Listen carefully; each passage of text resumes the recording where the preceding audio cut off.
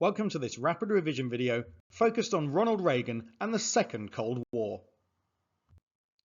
First, a bit of background. Ronald Reagan was born in 1911 in Illinois. Reagan had been a budding movie star in the late 1930s, but his promising Hollywood career was interrupted by World War II when he did military service. His career restarted in the 1940s and 1950s, but he never achieved the stardom expected of him. He entered politics in 1967, becoming governor of California, serving until 1975. In 1980, he won the presidential election against Jimmy Carter, being sworn in as the 40th President of the United States in early 1981. Reagan was a Republican, and his politics centered on free market economics with little regulation. His approach to the USSR was initially combative, but after meeting Mikhail Gorbachev and worrying about the increasing risk of nuclear war, his attitudes began to shift. But we're going to be looking at the earlier part of his presidency when he was particularly hostile towards the Soviets. Reagan's approach to the Cold War was more hostile, and his time in office was one of increased tension, sometimes called the Second Cold War. Though this had begun in Carter's administration, it was a much more obvious feature of Reagan's. Reagan addressed an American conservative and Christian group in 1983, during which he described the United States as the forces for good and described the Soviet Union as an evil empire. This statement caused alarm and outrage in the USSR. He didn't stop there, though. He persuaded Congress to increase military spending by 13% in 1982 and followed that up with increases of 8% in both 1983 and 1984. Some of this money was spent on new technologies, such as the Trident missile-armed submarines and the F-117 and B-2 stealth aircraft projects, which the Soviets found particularly alarming as these aircraft were virtually invisible to existing radar sets. Another feature of his presidency was Reagan Doctrine. Reagan believed in rolling back communism. While the communists tried to expand, he believed in pushing it back so fewer countries were communist. This meant that his administration not only supported anti-communist governments, but they took the more active step of supporting those trying to overthrow communist governments. The USA supported anti-communist insurgents in El Salvador and Nicaragua. US forces also invaded Grenada in 1983, quickly toppling the communist government there. These more aggressive moves were described by Reagan as the first rollback of communism since World War II. It also showed the USSR that Reagan's government was prepared to use force to back up its interests. Reagan described some of his doctrine and his beliefs about the USA's role in the world in his autobiography in 1990. During the late 70s, I felt our country had begun to abdicate or give up its historical role as the spiritual leader of the free world and its foremost defender of democracy.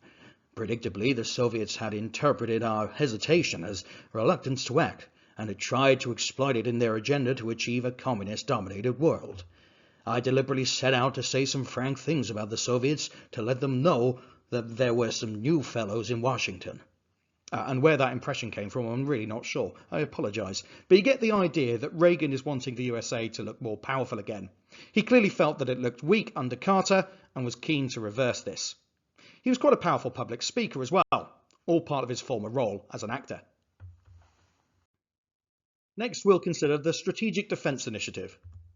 Reagan's policies had been placing strain on an already fragile Soviet economy when Reagan decided to increase this pressure again. In 1983, he launched the Strategic Defence Initiative, or SDI, which quickly became known as Star Wars after the popular science fiction franchise of the time. If you're picturing lasers in space, well, you might have a bit of a surprise. It actually did include a plan to launch a series of satellites armed with powerful lasers capable of disrupting and intercepting Soviet satellites and missiles. If that sounds a bit like science fiction, well, there's a good reason for that. The United States did not yet have this technology, but that wasn't the point.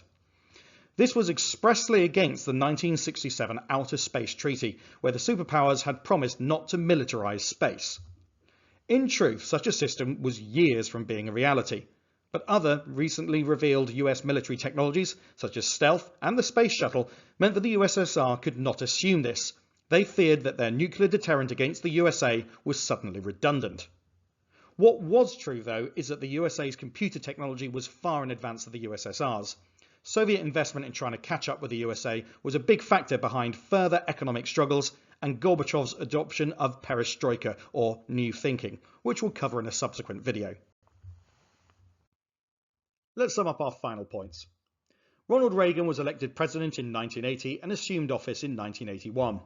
He was determined to take a harsher line against the Soviet Union, including describing it as an evil empire in 1983.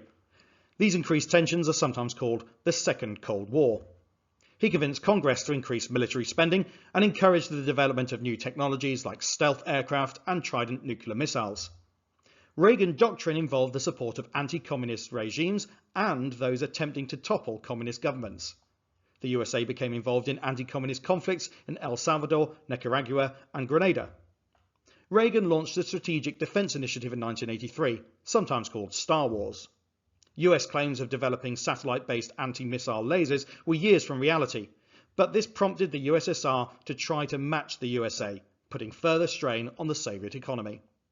That's the end of this video. I hope it's been useful to you, and if it has, please do drop the video a like and subscribe to the channel. It really helps and does support me. If there's anything that you're desperate for me to cover, pop it in the comments below and I'll see what I can do. But for now, thanks and goodbye.